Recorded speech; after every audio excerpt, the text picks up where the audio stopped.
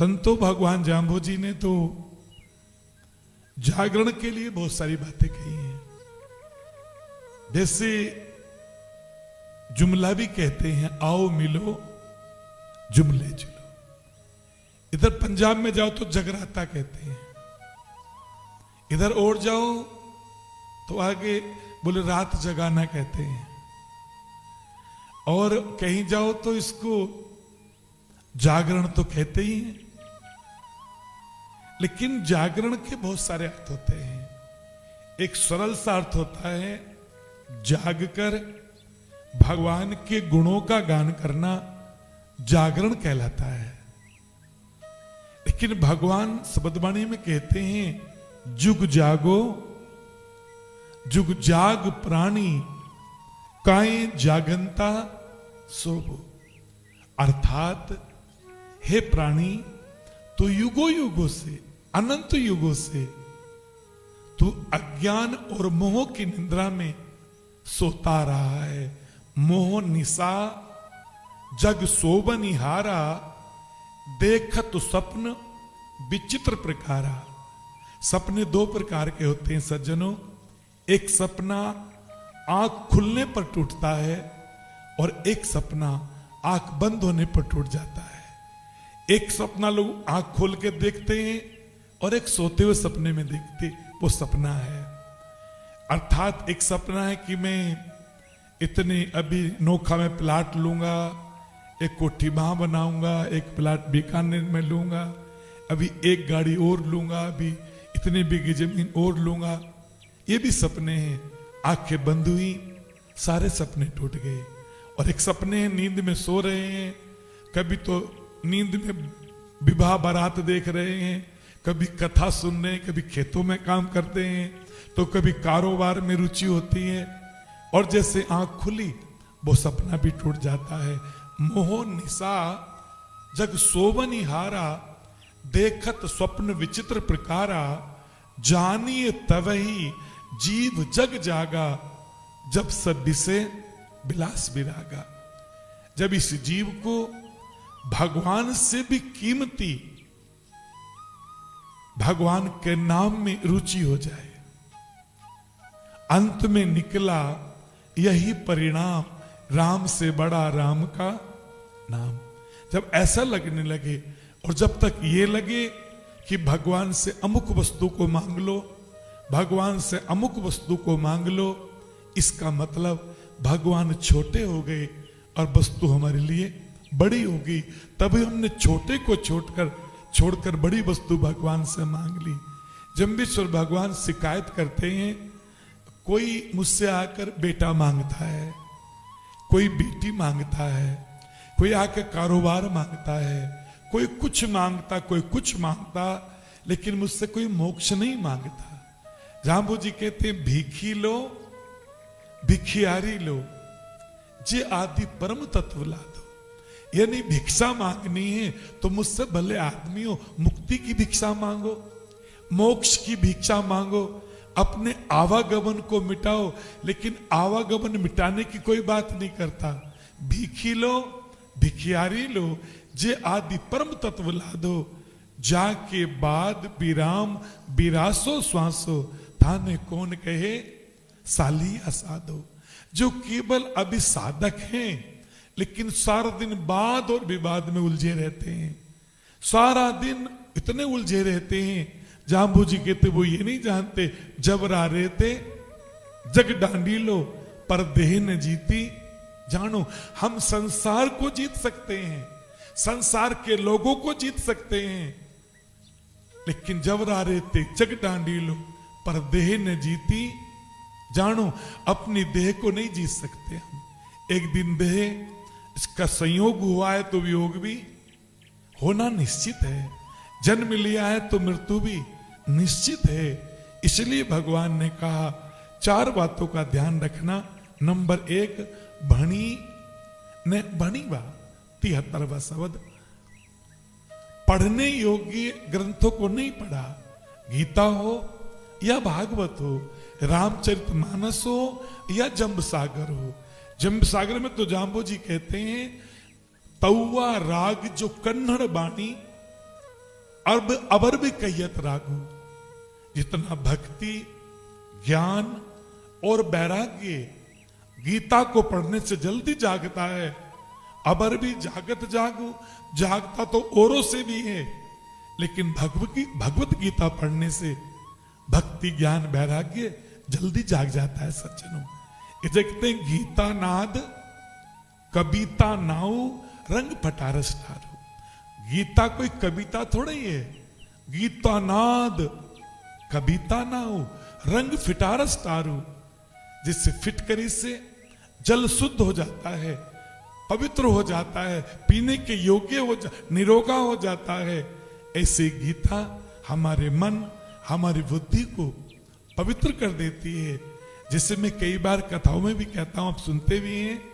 हम प्रवेश महाभारत से करना सीखें, दुनिया में प्रवेश कैसे करें यह हमें महाभारत सिखाता है। दुनिया में कैसे रहें, मेरे राम एक आदर्श पुत्र कैसे रहे, मेरे राम एक आदर्श पिता कैसे रहे, मेरे राम एक आदर्श मित्र कैसे रहे, मेरे राम एक आदर्श राजा कैसे रहे, मेरे राम एक आदर्श माने शिष्य कैसे रहे, एक सच में आदर्श महिला सीता कैसी होती है, एक आदर्श मां कौशल्या कैसी होती है, एक आदर्श गुरु वशिष्ठ कैसे होते हैं, एक आदर्श राजा कैसा होता है, आदर्श देश कैसा होता है, आदर्श प्रजा कैसी होती है, आदर्श नागरिक कैसा होता है, और सच कहूं तो एक आदर्श साधु कैसा होता है, आदर्श सन्यासी कैसा होता है, एक आदर्श सच पूछो तो शिक्षक कैसा होता है, एक आदर्श विद्यार्थी कैसा होता है, और एक आदर्श व्यक्ति कैसा होता है। हम ये सब चीजें रामचरितमानस से सीख सकते हैं। दुनिया में कैसे रहें ये रामायण सिखाती है, और दुनिया से कैसे जाएं। खटवांगू राजा मात्र 2.5 घड़े में चला गया था। राजा परीक्षित एक महात्मा कथा सुना रहे थे, और मैं सुन रहा था कि एक दिन राजा परीक्षित को जब साप दे दिया तो एक गंगा के किनारे आकर बैठ गए। तो नारद जी सुखदेव मुनि के पास गए। सुखदेव मुनि गंगा के उस पार रहते थे, हलमस्त थे, चूंकि वो परमहंस थे, परम योगेश्वर थे, परम ज्ञानी थे, तत्व ज्ञानी ब्रह्म ज्ञानी महापुरुष थे। देव ऋषि नारद जी ने कहा उस तट पर राजा परीक्षित बैठा है, और राजा परीक्षित के पास वेदव्यास जी बैठे हैं। वेदव्यास जी के पास में उनके पिता पाराशर जी बैठे हैं, उनके पिता जैमिनी जी बैठे हैं, उनके गुरु शक्तिधर बैठे हैं, उनके गुरु वशिष्ठ मुनि बैठे हैं, और वहां महाराज भरद्वाज जी बैठे हैं। वहां कितने सारे अंगिरा जैसे महापुरुष बैठे हैं। क्यों? राजा परीक्षित को साप दे दिया है, वो 7 दिन उसकी मृत्यु हो जाएगी। सुखदेव बड़े ज्ञानी थे, धीरे से पूछा देव ऋषि नारद उन्हें सर्प क्यों काटेगा? चूंकि उन्होंने राजा परीक्षित ने समीप ऋषि के गले में मरा हुआ सर्प डाल दिया, उन्होंने साप दे दिया। बोले ठीक तो किया, मरा हुआ सर्प डाला, साप दे दिया तो दंड भुगतो, उसमें मैं क्या करूं? नारद जी तो बड़े उदास हो गए, अब कथा कौन सुनाएगा उसको? तो नारद जी तो परम ज्ञानी है। नारद जी ने कहा सुखदेव जी एक बात पूछूं मैं, मेरा एक प्रश्न आपसे है, सही उत्तर देना, पूछ लो। कोई व्यक्ति सूरदास है, जैसे मुनि जी हमारे हैं, कोई व्यक्ति सूरदास है और वो चला जा रहा है, सामने एक कुआं है, कुआं है, और वो एक व्यक्ति जिसके नेत्र हैं, पढ़ा लिखा है, समझदार है, विद्वान है, वो देख रहा है।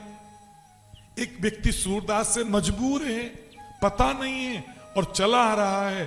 अगर वो कुएं में गिर जाए और कुएं में गिरकर मृत्यु हो जाए तो उसको तो दोष लगेगा ही लगेगा कि वो नेत्रहीन था। लेकिन मैं पूछना चाहता हूं, क्या कोई कर्तव्य उस समय नेत्र वाले का था कि नहीं था?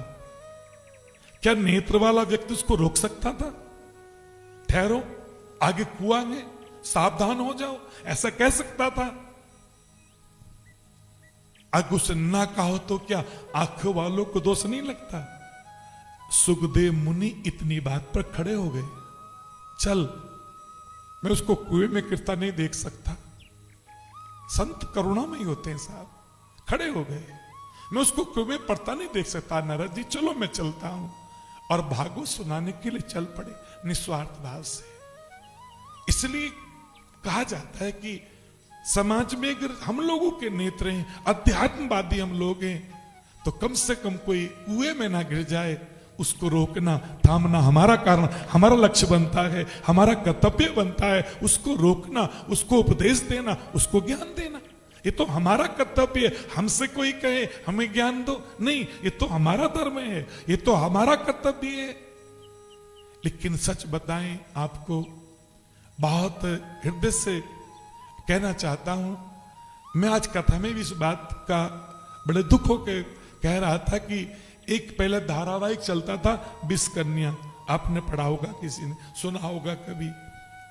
एक कोई विषकन्या थी, और उसको वो जिसको काट लेती थी मर जाता था, लेकिन उसे कितना विष देते थे उस पर कोई फर्क नहीं पड़ता था। ऐसा किसी धारावाहिक में कोई विषकन्या आई थी? क्यों? वो विषकन्या, उसको थोड़ा थोड़ा जहर रोज दिया जाता था। बरसों बीत गए थे, अच्छा युग बीत गए थे, अब वो विषकन्या बन गई थी। वो जिसको वो किसी को काट ले नहीं बचता था, उस पर कोई विष का प्रभाव नहीं होता था। सच एक बात बताएं, हमारी आपकी हालात ऐसी हो गई है। जन्मों जन्मों से लोगों ने हम इतना टॉर्चर किया, इतनी निंदा की, इतनी बुराई की, इतना हम लोगों की अवहेलना की, इतना अपमान किया, इतना मानसिक पीड़ा, वाचिक पीड़ा, शारीरिक पीड़ा मन को पहुंचाई। हम इतने पक्के हो गए, जन्म जन्मांतरों से निंदा का जहर पीते पीते, ये चुगली का जहर पीते पीते, बुराइयों का जहर पीते पीते हम उस विषकन्या की तरह इतने कठोर हो गए हैं, इतने कठोर। लेकिन अमृतस्य पुत्रम, वेद कहता है तुम अमृत का पुत्र हो, तुम अमृत पुत्र हो, तुम भगवान की संतान हो, ईश्वर अंश, जीव अविनाशी, चेतन अमल सहज सुख राशि। हम परमात्मा की अंश हैं, हम ईश्वर के अंश हैं। आओ अपने अंशी को पहचाने और दुनिया की निंदा चुगली विष से ऊपर उठकर अपने जीवन का कल्याण करें, अपने जीवन का उद्धार करें। यही जीवन का हमारे लक्ष्य है। चूंकि विष्णु अजप्या जन्म अकारत, आके टोटा खीपे फलियो। भगवान ने दो उदाहरण दिए। कहीं विष्णु भगवान की भक्ति इस जीवन में ना हो गई हो, तो 7वें शब्द के अंत में भगवान ने कहा परशुराम के अर्थ ने मुबा ताके निश्चय सरिये ने कायो। यदि हमारा जीवन अपने भगवान विष्णु के निमित्त नहीं रहा, हमारा जीवन भगवान की भक्ति के निमित्त नहीं रहा, हमने अपने जीवन में भगवान को साक्षी मानकर भक्ति नहीं की, तो विष्णु अजप्या जन्म अर्थात परशुराम के अर्थ ने मुवा ताकि निश्चय सरिये ने कायो। तो निश्चित ही हमने अपनी काया से कोई बहुत उत्तम काम नहीं किया, मानव तन पाकर यदि भगवान की भक्ति नहीं की। चूंकि हमारे गले में जो 84 लाख जिया जूनी का फांसी का फंदा पड़ा है, इसको निकालने के लिए हमें परमात्मा ने मानव का तन दिया है, और इस तन को पाकर भी हमने भगवान की भक्ति नहीं की, ईश्वर की भक्ति नहीं की, तो निश्चित रूप से ही हमने कोई बड़ा काम नहीं किया। अर्थात तो एक शब्द में कहते हैं कि भैया जैसे माने पूर्ण फुहारे कृष्णी माया घन बरसंता सरवर नीरे तीर तिरंते तीस जेतिस मरे तो मरियो अन्नो धन्नो दूधु दहीउ घीउ मैं उठे जेला बनता भूख मरे तो जीवन ही बिन सरियो। लेकिन खेत मुक्त ले कृष्ण अर्थो जे कंद हरे तो। माने भगवान कहते हैं कि यदि हमने अपने जीवन में भगवान को निमित्त मानकर, भगवान को साक्षी मानकर, भगवान को समर्पित करते हुए अगर भक्ति की है, सत्कर्म किए हैं, ये जो कंद है, कंद माने दीवार नू कहंदे पंजाबी में एक कंद, पंजाबी में दीवार नू कहते, आजकल तो सीमेंटेड होती है ना, पहले तो कच्ची मिट्टी की होती थी। वो कच्ची मिट्टी की दीवार और ये कच्ची मिट्टी का शरीर एक सही होता था। तो मेरे कहने का भाव है, अगर ये शरीर भी भगवान की भक्ति करते करते अगर समाप्त भी हो जाए तो भी चिंता नहीं करनी चाहिए। अब भगवान के लिए धन्यवाद देना चाहिए, प्रभु हम। हाँ, एक बात तो है, भगवान जाम्बू जी ने बड़ी सुंदर बात ये कही है कि देखो, निश्चय छे पड़े लो पालो, निश्चित ही हमें अकेलेपन से पाला पड़ेगा एक बार। लेकिन अच्छे लोग कौन हैं? सोचते अभ्यास, आज 1 घंटा अकेले बैठेंगे, 1 साल में 4 घंटे बैठने का अभ्यास करेंगे। जब अंत समय आएगा, निश्चय छे पड़े लो पालो, तो इतनी भक्ति कर लेंगे अकेलापन एहसास नहीं होगा। क्योंकि अकेलेपन में साधना करते करते पूरा युग बीत गया है, पूरा हमारे यहाँ सच में मृत्यु को उत्सव कहा भागवत जी में। एक भागवत ऐसा है जो मृत्यु को उत्सव नहीं, मृत्यु को त्योहार बना देता है। भगवान कहते हैं हमारा जन्म हुआ, मृत्यु हुई, तो वो अंत नहीं हो गया जीवन का, वो तो बस थोड़ा सा विश्राम हुआ। अगला नया जीवन मिलेगा, नए माता पिता मिलेंगे, नए लोग मिलेंगे, नई तरीके से भक्ति करेंगे और जीवन को सफल बना लेंगे। तो कभी ये ना सोचे कि हमारे जीवन का अंत हो गया। नहीं नहीं, अंत होता तो फिर भगवान जाम्बू जी ने कब मथुरा नगर की रानी होती, कब की कथा सुनाई थी, कब अपनी बुआ जी को कहा था, बुआ जी तुम प्रहलाद के बाड़े का जीव हो। तो आज तक हमारी ये यात्रा चल रही है। अब ना अगले जन्म में यात्रा, और अगले जन्म में यात्रा तो पूर्ण होगी। हम कब परमात्मा के लिए पूर्णतः समर्पित होते हैं? भगवान तो आवाज लगाते हैं, आइया लो अपरंपर वाणी आओ, मेरी परावाणी को सुनो। एक वाणी वो होती है जो संसार का बोध कराती है, एक वाणी वो होती है जो परमात्मा का बोध कराती है। मेरी वाणी संसार का नहीं, परमात्मा का बोध कराने वाली है, ईश्वर का बोध कराने वाली है। मेरी वाणी को सुनो।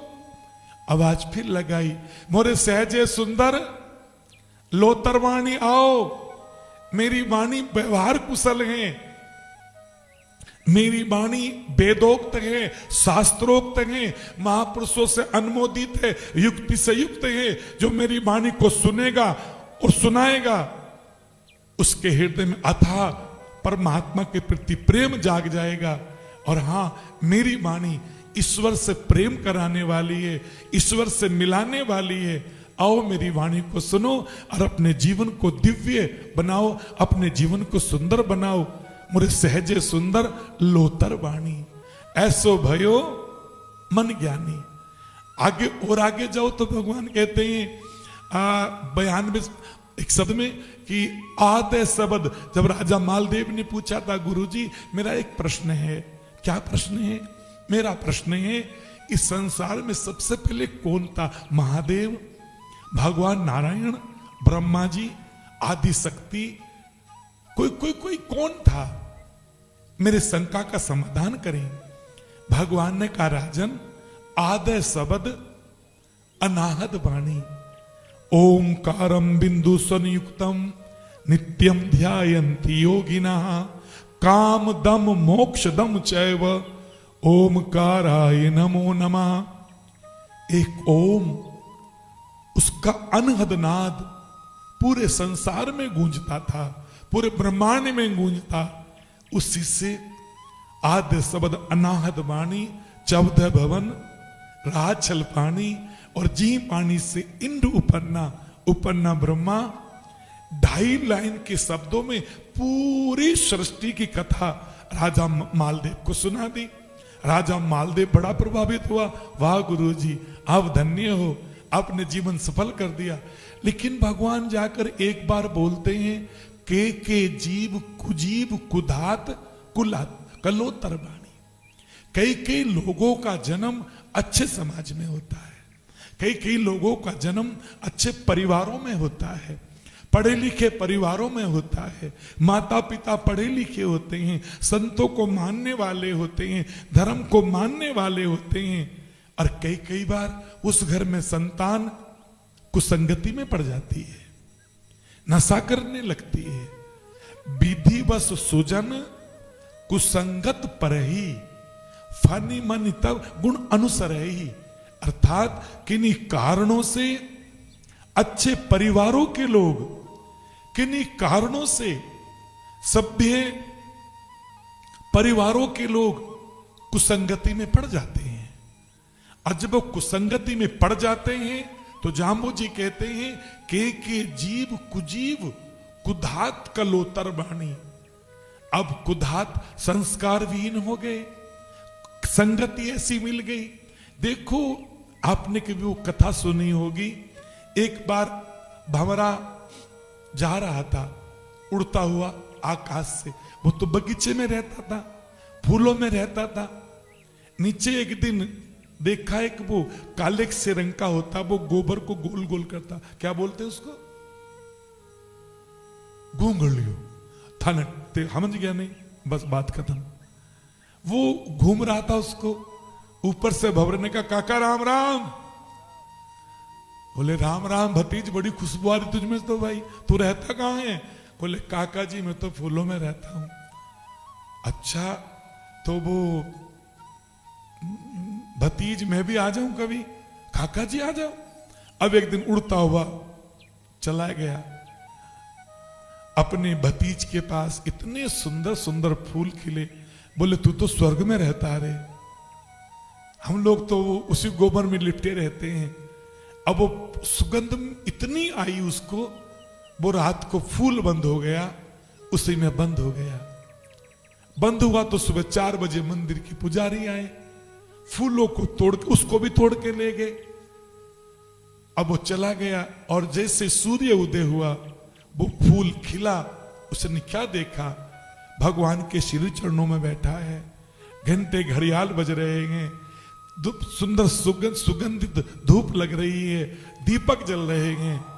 और महाराज उसने कहा वाह, आज तो मैं संगत के प्रताप से चढ़ा महेश के, आज तो महेश के शीश पर चढ़ गया। संगत का कितना अच्छा प्रभाव है। लेकिन सायंकाल में आया पुजारी, उस फूलों को गंगा में उठाया और बहा दिया। इतने में तो महाराज भंवरे की पत्नी, माने उस गुगलियों की पत्नी आ गई। बोले आओ काकी जी आओ। बोले आज वो घर नहीं गए, कहां हैं? बोले वो तो लगता मंदिर चले गए। जाके देखा तो वो, उन्होंने कहा वो अभी गंगा जी में ही जा रहे हैं, वो तो यात्रा कर रहे हैं। पत्नी गई, भंवरा गया। बोले काका चलें? बोले भतीज अब मन नहीं करता, अब तो संगत के प्रताप से चढ़ा महेश के बीच, चढ़ा महेश के शीश, अब तो भंवरा चांदे बहु गंग के बीच, अब तो गंगा मिल गई, अब लौट कर नहीं दे। अगर अच्छी संगति मिल जाए, जिन जैसी संगत करी तिन तैसो फल लीन, कदली सीप भुजंग एक बूंद गुण 3। कथा 30 पुराण में कह रहा था आज भी कि एक ब्राह्मण की कन्या, कितने उच्च कुल है उसका, अच्छी संगति ना मिलने के कारण कुसंगति में पड़ गई। और ऐसी कुसंगति में पड़ी महाराज, मदरा पान करने लगी।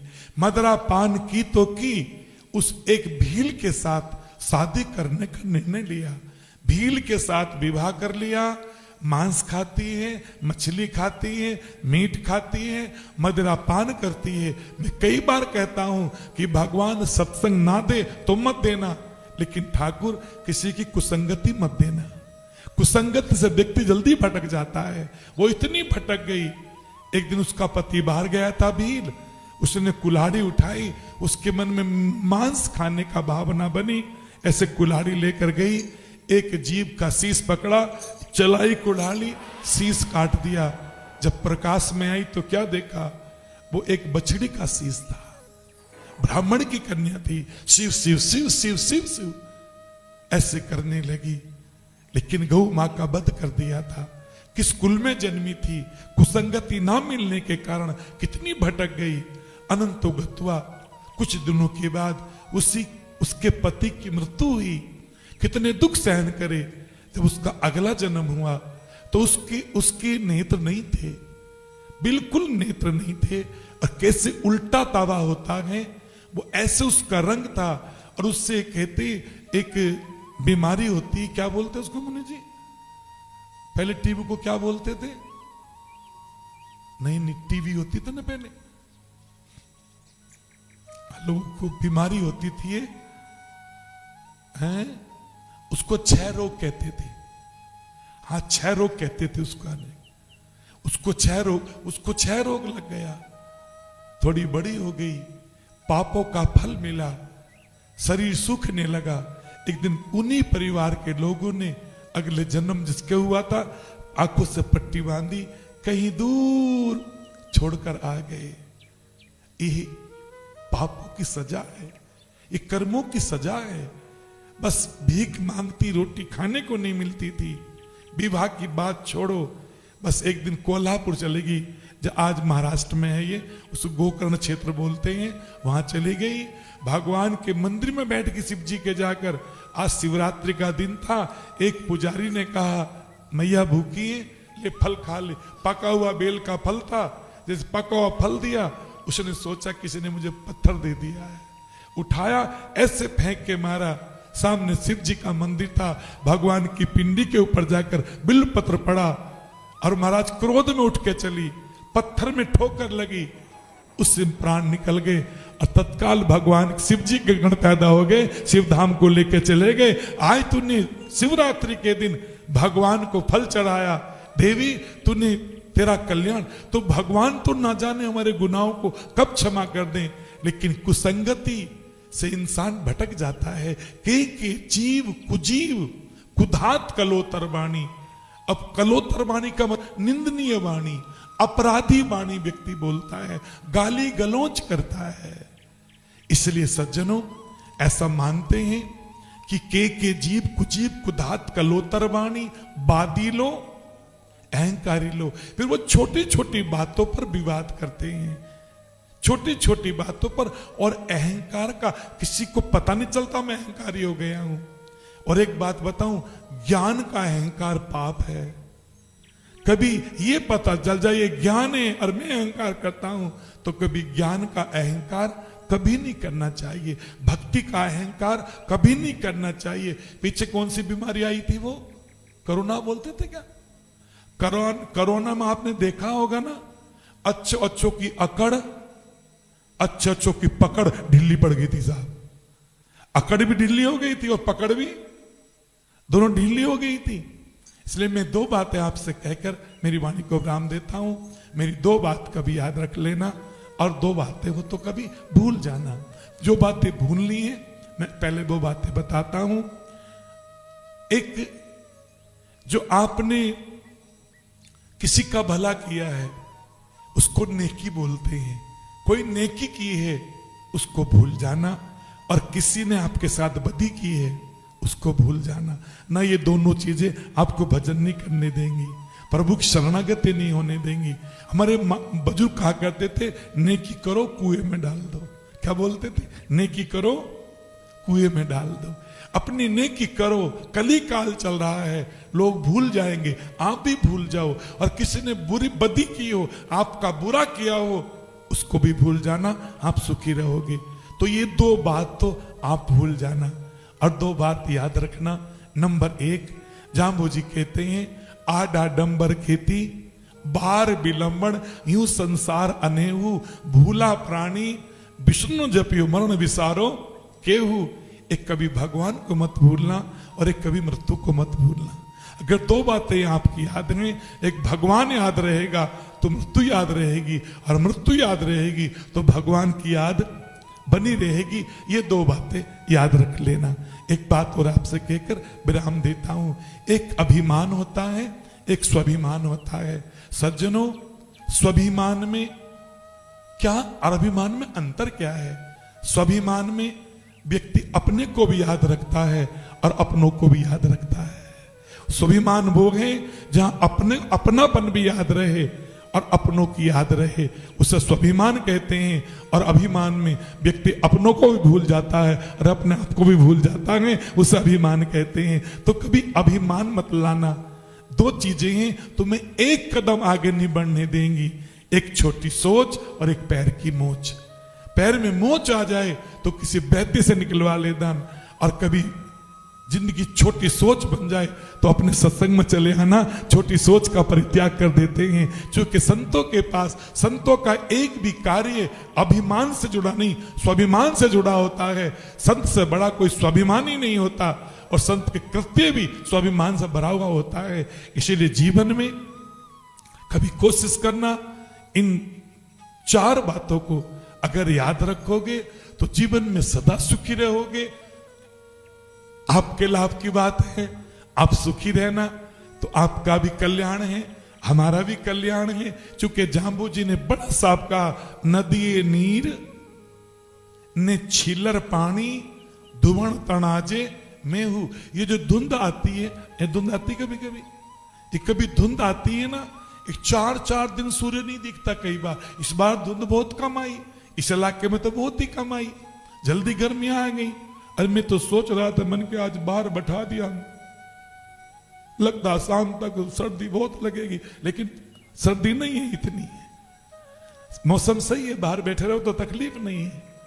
नहीं, मैं सोच रहा सर्दी बिल्कुल नहीं है साहब, मैं भी सोच रहा था कि सर्दी बहुत तेज होगी, लेकिन सर्दी बिल्कुल नहीं है, मौसम बहुत बढ़िया है, अंदर भी उमस होती जाता है। फिर तो जाम्बू जी कहते, नदिये नीर ने छीलर पानी धुवण तनाजे में हो। चाहे कितना भी धुंध पड़ती रहे, इससे कभी कोई नदी नहीं भरती, ना कोई नाला भरता, ना कोई सरोवर भरता है। कहने का अभिप्राय क्या है? जाम्बू जी कहते हैं जैसे धुंध के पानी से कभी कोई सरोवर नहीं भरता, जोड़ नहीं भरता, तालाब नहीं भरता, संसार की कितनी बातें भी कर लो, इनसे कभी हमारा उद्धार नहीं होता, कल्याण नहीं होता। कल्याण तो भगवान का भजन करने से ही होता है। इसलिए जीवन में भगवान की भक्ति को महत्व देना। संस्कारों की 4 पीठें, कितनी पीठें? 4 पीठें संस्कारों की, कान खोल के सुन लेना। नंबर 1, मां का गर्भ। जो मां का गर्भ है, ये संस्कारों की पहली पीठ है। मैं नहीं कह रहा हूं, प्रहलाद कह रहे हैं भागवत में। जो कुछ मैंने सुना, अपनी मां के गर्भ में सुना। जब मैं गर्भ में था, मेरी मां वेदों की कथा सुनती थी, मेरी मां शास्त्रों को सुनती थी, मेरी मां उपनिषदों को सुनती थी। चूंकि 4 वेद हैं और 4 उपवेद हैं, 6 शास्त्र हैं और 6 उपशास्त्र हैं, 18 पुराण हैं और 18 उपपुराण हैं। और फिर ये महापुरुषों की गीता, भागवत, रामायण, ये ग्रंथ हैं, और फिर महापुरुषों की वाणी है। इनको सुनो, इनको सुनकर तुम्हारा हृदय निर्मल हो जाएगा। गर्भवती महिला अगर इनको सुने तो उसके जो गर्भ में शिशु है, उसके जो गर्भ में बालक है, वो सुनेगा और वो संस्कारवान हो जाएगा। अगर गर्भवती महिला क्रोधी है, कामी है, लालची है, उसकी संतान वैसी ही होगी। अगर गर्भवती महिला क्रोध करती है तो उसकी संतान क्रोधी होगी, कोई नहीं रोक सकता। इसलिए गर्भवती महिला को चाहिए करुणा से भर जाए, प्रेम से ओतप्रोत हो, और एक बताऊं, मर्यादित रहे, शिष्टाचार में जिए, उसकी संतान ऐसी होगी। और धेनु मानस में तो लिखा है कि जब महिला गर्भवती हो तो एक कांसी, माने कांसी के कटोरे में दूध भर ले, या कांसी की थाली में, इच्छा अनुसार गर्म या ठंडा हो, इच्छा अनुसार फीका या मीठा हो। और जब दूध पिए तो उस दूध में ये देखे कि मेरे बाके बिहारी, मेरे कन्हैया, मेरे गोपाल इस दूध में दिखाई दे रहे हैं। उस दूध को पिएगी तो बेटा गोपाल जैसा विद्वान होगा, ऐसा बताया शास्त्रों में। दूसरी संस्कारों की पीठ है, तुम्हारा अपना घर है, तुम्हारा अपना परिवार है। क्या हम अपने बच्चों के सामने क्रोध करते हैं?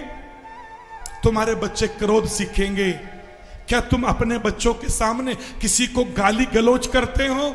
मुझे हृदय से क्षमा करना, आप अपने बच्चों के सामने गाली गलौज कर रहे हो नहीं, आप अपने बच्चों को गाली देना सिखा रहे हो। आप अपने बच्चों के सामने अभद्रता का व्यवहार करते हो, अभद्रता का ओछी वाणी बोलते हो, किसी की निंदा चुगली करते हो, राग द्वेष करते हो। मुझे हृदय से क्षमा करना, आप अपने बच्चों को राग द्वेष सिखा रहे हो। अपने बच्चों को कि अपने बच्चों के सामने किसी की निंदा कर रहे हो, अपने बच्चों को निंदा सिखा रहे हो। और एक बात कहनी चाहता हूं, कई लोगों को मैंने देखा गांव में अपने बच्चों, बच्चा जरा बेटा उन्नाई जरा जा दुकान पे जा, ले बीड़ी का मंडल और माचिस ला के देना, ले बेटा सिगरेट की डिब्बी ला के देना, ले बेटा जरा एक पौआ ला के देना, ले जा बेटा जरा एक बोतल ला, ले बेटा थोड़ा जरा आज मन खाने का है, थोड़ा जरा अमन ला के देना। आप ये जो कर रहे हो ना, जो भी कर रहा है वो अपने परिवार में अपने बच्चों को संस्कार बिगाड़ रहा है। जिस माता पिता को चाहिए अपने बच्चों को संस्कार अच्छे दूं, अपने बच्चों के सामने कभी असभ्य भी नहीं बोलना चाहिए। अपने बच्चों के सामने असभ्यता से मत बोलो। अगर माँ बेटी को गाली निकाल रही है ना, तो क्षमा करना, बेटी को गाली सिखा रही है वो। किसी के अपने घर का माहौल बनाओ। और माताओं, बड़े दिल से कहना चाहता हूं, शास्त्रों की बात कहना चाहता हूं, जितनी कथाएं हो रही हैं और जितने ये वेद शास्त्र हैं, इन सबको तराजू के एक पन्ने में रख लो। और बहनों, माता के संस्कारों को तराजू के एक पन्ने में रख लो, माँ के संस्कारों का पन्ना भारी हो जाता है। इसलिए अपने संस्कारों को और मजबूत बनाओ।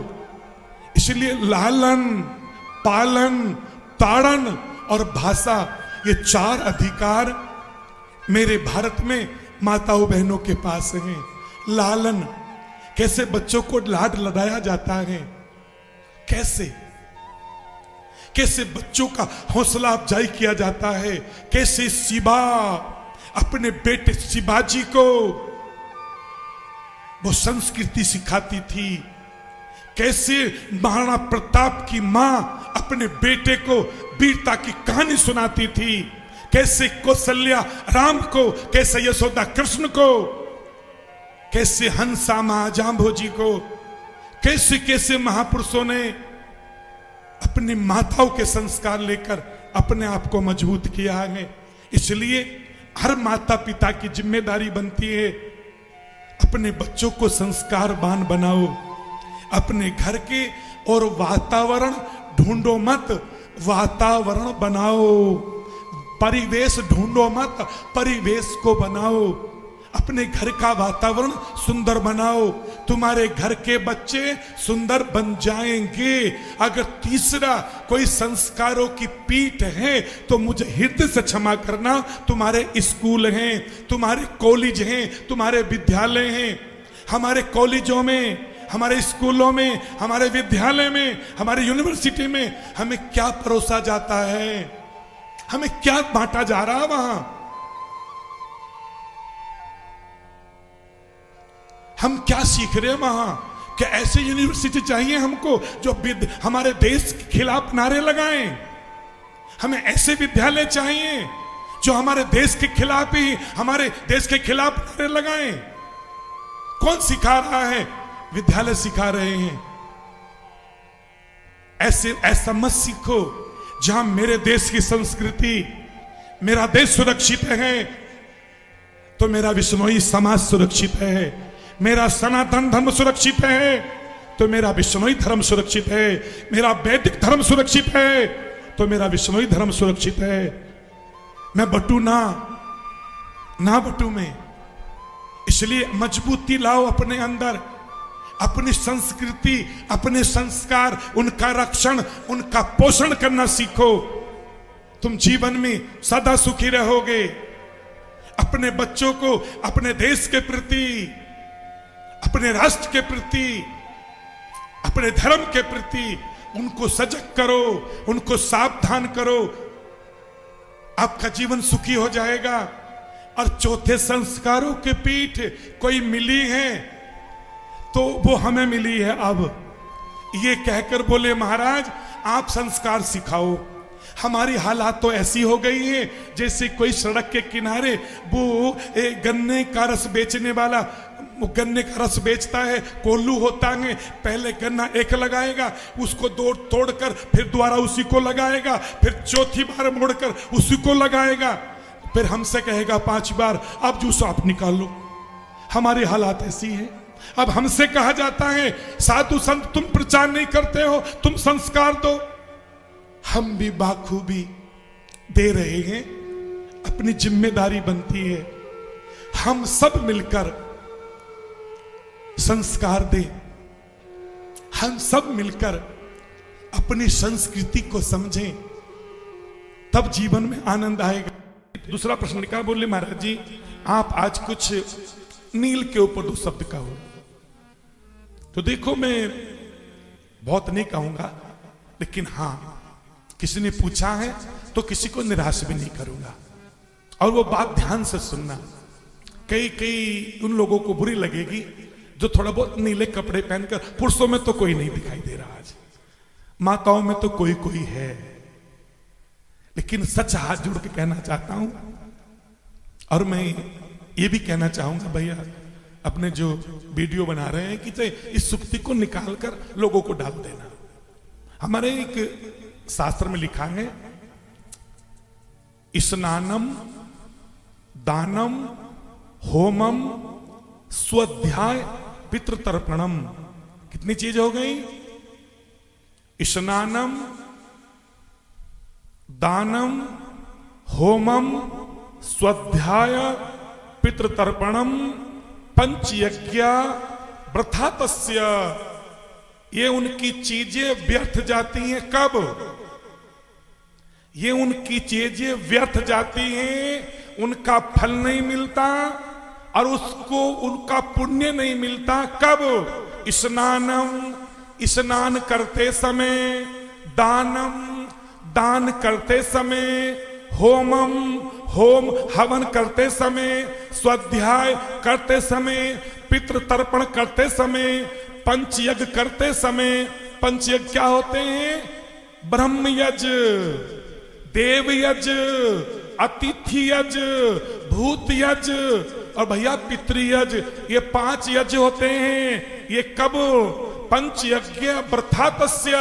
ये व्रत जाते हैं। व्रत कब जाते हैं? नील वस्त्र से धारणात। जब नीले वस्त्र पहनकर आप ये करते हो। मैं नहीं कह रहा हूं, शास्त्र कह रहे हैं यदि आप नीले वस्त्र पहनकर स्नान करते हैं, स्नान नहीं लगता। आप नीले वस्त्र पहनकर दान देते हैं, दान नहीं लगता। आप हवन, आप आहुति लगाते हैं नीले वस्त्र पहनकर, आपको पुण्य का फल नहीं मिलता। आप स्वाध्याय करते हैं, ग्रंथों को पढ़ते हैं, आपको ज्ञान नहीं होता, जानकारी मिल जाती है। यदि पंचयज्ञ वृथा तस्य, यदि आप 5 प्रकार के यज्ञ करते हो, वो भी नीले वस्त्र पहनकर, तो वृथा तस्य नील वस्त्रस्य धारणात। जब इनको धारण करके करते हो, ये चारों चीजों का फल, 5वां पंचयज्ञ का फल हमको नहीं मिलता मेरे भाई बहनों। इसलिए जान पूछकर भी कभी अगर आप थापी महापापी दगदी पर ले जाए से जान पूछकर यज्ञ करोगे नीले वस्त्र पहनकर, तो जो यज्ञ कर रहा है उसका यज्ञ भी वृथा चला जाएगा। अब आपकी मर्जी है, हमारा काम है आपको समझाने का, हमारा काम है आपसे प्रार्थना करने का। तो आप नीले वस्त्र विशेष कर प्रार्थना करो।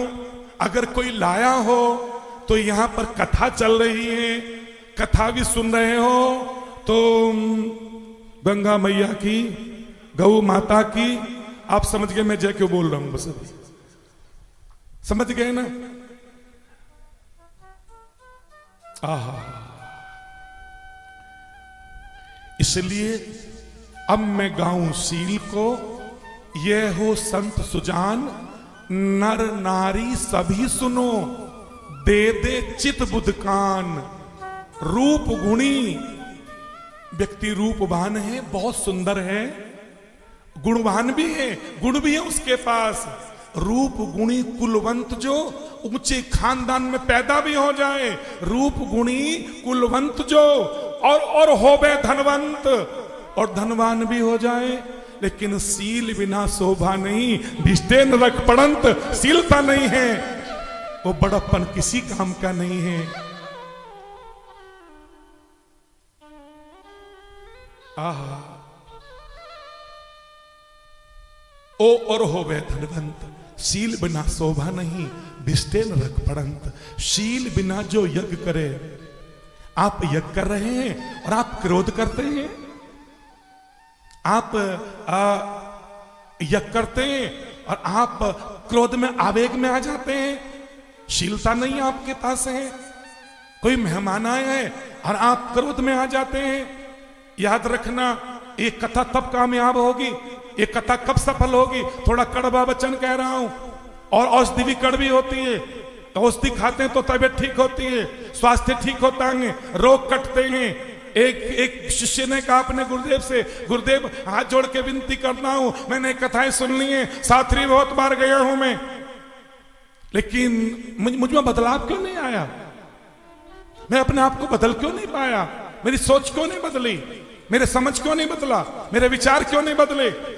शायद वो प्रश्न हम सबका भी हो सकता है, और वो किसी के लिए भी हो सकता है। फिर क्यों नहीं बदले हम? तो गुरुदेव ने कहा, बेटा मैं इसका उत्तर तुझे देता हूं, एक काम कर, तू एक घड़ा मदिरा लेकर आ, एक घड़ा कलश भरकर शराब लेकर आ। और भैया वो शिष्य सोचने लगा, मेरे गुरुदेव तो वैष्णव हैं, ये मदिरा का क्या करेंगे? और मंगाकर वो मदिरा वो शराब मंगाकर गुरुदेव ने कहा, बेटा गिलास ले आ, और उसमें से एक घड़े में से गिलास भर, मुंह में डाल, कुल्ला कर और बमन कर दे। मुंह में डाल, बमन कर दे, मुंह में डाल, उल्टी कर दे उसको। उसने एक ही गिलास लेता गया, मुंह में डालता मदिरा को, फेंक देता, मुंह में डालता, फेंक देता। उसने सारा घड़ा खाली कर दिया। तो गुरुदेव ने पूछा, बेटा सच बता, तुझे नशा कितना हुआ? बोले बिल्कुल भी नहीं हुआ। क्यों? बोले मैंने वो तो गले के अंदर उतारी नहीं थी, मुंह में रखी थी, फेंकता गया, पीता गया, फेंकता गया। बोले बेटा तेरे प्रश्न का उत्तर यही है, कई लोग कथा सुनते हैं, नीचे को उतारते नहीं है, बस सुनी और वहीं छोड़ दी, सुनी और वहीं छोड़ दी, इसलिए कथा का कोई बदलाव दिखाई नहीं देता।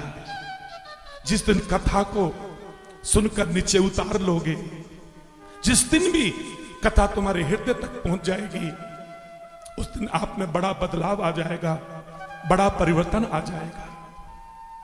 कथा में संकल्प ले कि हमने 5 चीज सुनी है। हमने कितने मां बाप बैठे हैं यहां पर, बहुत कड़वी बात कह रहा हूं, नाराज हो जाओगे तो हो जाओ, कल की कथा परसों जय सिया राम। लेकिन मुझे पता है आप मजबूत श्रोता हो, इतनी दूर दूर से चलकर आते हो, इसलिए आते हो कोई जानकारी मिल जाए जो हृदय में उतर जाए। हम में से कितने माता पिता हैं अपने छोटे छोटे बच्चों को ये कहा, बेटा भूल कर भी कभी तो नीले कपड़े मत पहनना। बेटा हम समराथल जाते हैं ना और नीले वस्त्र पहन कर जाते हैं तो बेटा हमारी यात्रा सफल नहीं होती। बेटा हम मुकाम में जाते हैं, धोख लगाते हैं, बेटा हमें धोख का फल नहीं मिलता। हम साथरी जाते हैं, बेटा नीले कपड़े पहनकर धोख लगाते हैं, तो बेटा देखो बेटा कैसे कैसे लोग हुए हैं। अब बेटा अमृता देवी को तो देखो, उन 363 विष्णुओं को देखो, उन्होंने ये कहकर कि हमारा जीवन तिनके के समान है, हमारा धर्म पर्वत के समान है। हमारे गुरुदेव ने कह दिया था, न काटो कभी हरा कोई वृक्षा, जहां तक बने कीजिए जीव रक्षा। और वो जीवों की रक्षा के लिए, वृक्षों की रक्षा के लिए उन्होंने अपने शीश कटा दिए। बेटा वो पक्के विष्णु थे, हम तो नीला वस्त्र भी नहीं त्याग सकते। अपना ना डरो मत, आज कुछ नहीं कहूंगा मैं, आज किसी को नहीं टोकूंगा, लेकिन सच में साधु हूं तो मैं हर कदम टोकता रहूंगा। जब हम बार बार हमें कोई टोकेगा, कोई रोकेगा, तो सच में समझ में आएगा। मैंने अभी कहीं कथा में ये बात कही थी, तो वो 2-4 बच्चे इकट्ठे होकर आए, बोले महाराज जी ये बैग आपको दे रहे हैं, इस बैग में क्या है? कोई दक्षिणा वर नहीं, इसमें नीली वर्दी है, किसी को बांट देना, आज के बाद नहीं पहनेंगे। उन बच्चों ने नीली वर्दियां उठाकर बैग में रखकर दान दी गरीबों को, आज के बाद नीले कपड़े नहीं पहनेंगे। मैं कहूंगा उन बच्चों ने कथा सुनी और हृदय में उतार ली, उनमें परिवर्तन आ गया।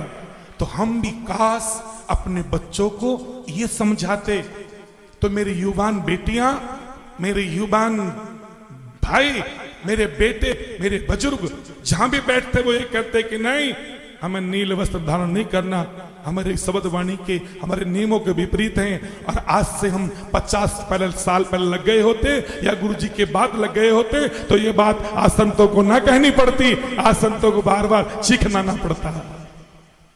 इसलिए कभी भाव से, कभी ये सोचकर अपने बच्चों को यज्ञ में बैठते हो तो एक बार जरूर कहना, बेटा आओ एक आहुति लगाओ, बेटा एक आहुति लगाकर फिर स्कूल जाना, बेटा फिर गुरुकुल जाना, बेटा कहीं जा रहे हो तो भगवान के मंदिर में धोख लगाकर जाना।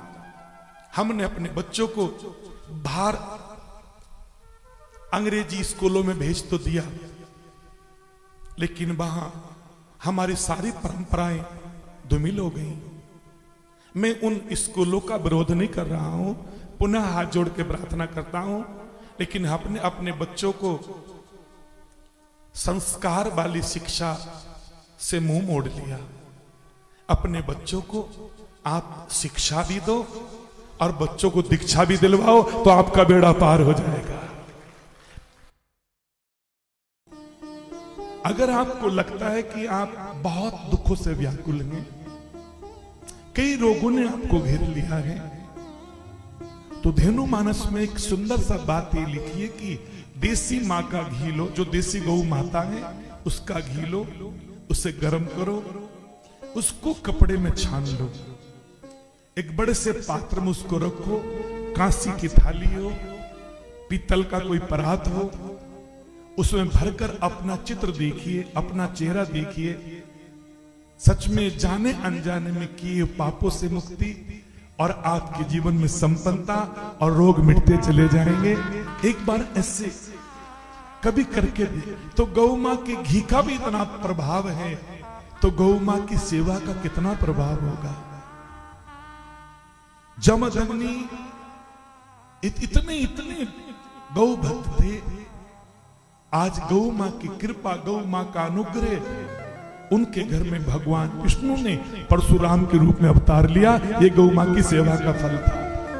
तुम्हारे घर में कोई गौ मां की भक्ति होगी तो कोई ना कोई संतान ऐसी होगी, कोई संतति ऐसी होगी, कोई पुत्र ऐसे होंगे तो तुम्हारे कुल का नाम रोशन कर देंगे।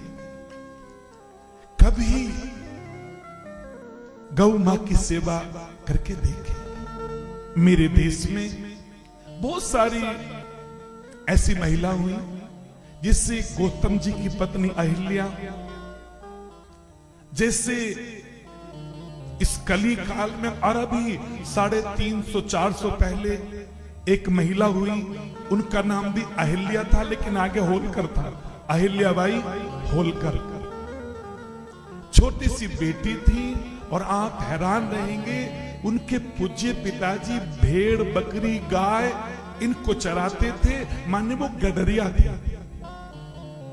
और जाति कोई ऊंची नीची नहीं होती, किसी का कर्म कोई ऊंचा नीचा नहीं होता, सब अपने अपने कर्तव्य का ध्यान रखे।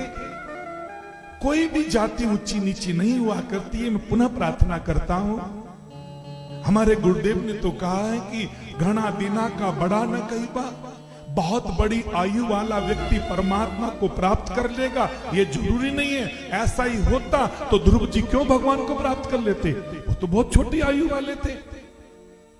हमको ये लगता कि भगवान तो बहुत बहुत जो ऊंची जाति के होते हैं उन्हीं को भगवान प्रेम करते हैं। और ऐसा था तो भिल्ली के आश्रम में भगवान क्यों गए थे? निषाद राज को क्यों गले लगाया था भगवान ने?